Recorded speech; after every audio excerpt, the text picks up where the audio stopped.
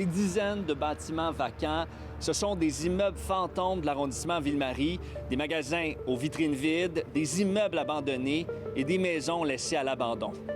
Des bâtiments vides comme celui-ci, celui qui est là-bas, où lui, selon des nouveaux chiffres qu'on a obtenus de la Ville de Montréal, il y en a 47 seulement dans l'arrondissement Ville-Marie. De vivre à côté d'un bâtiment fantôme comme ça, c'est comment? On a eu plusieurs feux. Ouais. On a eu beaucoup de gens qui se sont installés, des sans-abri qui sont allés, ils défoncent les portes. Ça crée un sens d'abandon. Donc, les gens peuvent venir s'installer. Depuis combien de temps c'est comme ça, là, ce bâtiment-là? De mémoire, là, au moins 4 ans. C'est un grand stress oui. de 4 ans et qu'on ne voit pas d'amélioration. L'immeuble dont on vient de parler, c'est pas le seul. Il y en a 3 autres juste en face où il y a eu des incendies également. Oui, exact. Souvent, dans ces circonstances-là, les gens font de la drogue. Donc, ils font du crack. Oui. Donc, ils font du chauffage. Donc, il y a du feu. Oui. Donc, le feu est un peu de partout.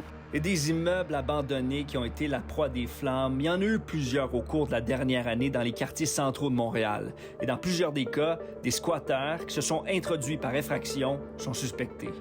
Robert Baudry, membre du comité exécutif, c'est un des élus de l'arrondissement Ville-Marie. 47 bâtiments vacants là, dans l'arrondissement Ville-Marie. Qu'est-ce qu'on peut faire pour s'attaquer à ça?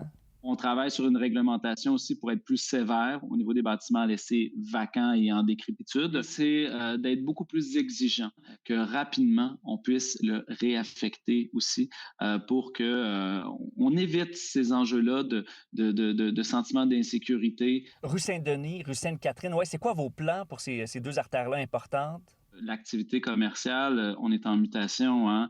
C'est pas non plus d'hier avec les enjeux d'achat en ligne. Toutefois, il y a de la lumière au bout du tunnel. Il y a des projets majeurs publics qui s'en viennent. On regarde l'investissement qu'il y a eu pour tout le quadrilatère du Théâtre Saint-Denis. C'est extraordinaire ce qui est fait. On sait que la Maison de la chanson arrive également. Ça a été annoncé par le gouvernement du Québec. Il y a d'autres projets aussi qui sont actuellement en préparation.